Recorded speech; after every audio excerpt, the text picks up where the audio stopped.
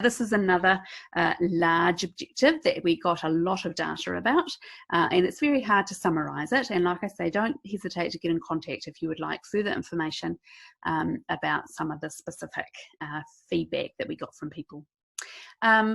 Essentially, within the survey, we asked to what extent people felt that their equipment, housing and vehicle needs were met. In terms of timely provision, that's a little bit lower. In terms of having qualified assessors and met my spinal cord injury needs, it's a little bit higher, but of course it's variable for different people. Overall, timely provision of vehicles is a problem, and taking my views into account in terms of vehicles is also a problem.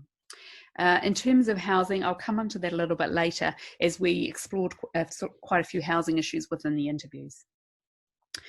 Certainly, all participant groups repeatedly referred to the inequity between those receiving ACC funding and those receiving Ministry of Health funding relating to equipment and housing and vehicles, particularly once they were living in the community. And so we have recommended that a major effort is required to reduce this inequality, and certainly supporting those on Ministry of Health funding to access the services that are already available but may not be accessed is sort of a short-term focus.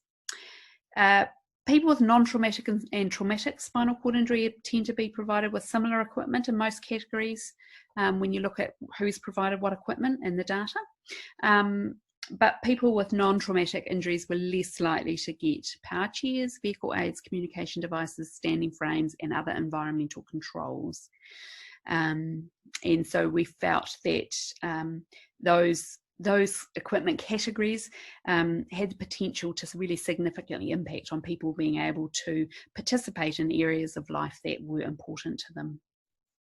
We also felt that more effort needs to be made to include, or always include, families in decisions around equipment, housing and vehicles to ensure that the entire whānau are considered within the decision-making process. And this is obviously particularly seen in housing and vehicles. In terms of housing processes, and this is regardless of funder, there's a lack of transparency. So that means that people who with spinal cord injury and their families are really not able to understand where the delays are and how it can impact on them getting out of their temporary accommodation and into more permanent housing. And the delay in housing is a key area because we saw there was a lot of evidence in the surveys and in the interviews about the impact this had on costs, on secondary health conditions, and on participation restrictions for people with spinal cord injury and their families.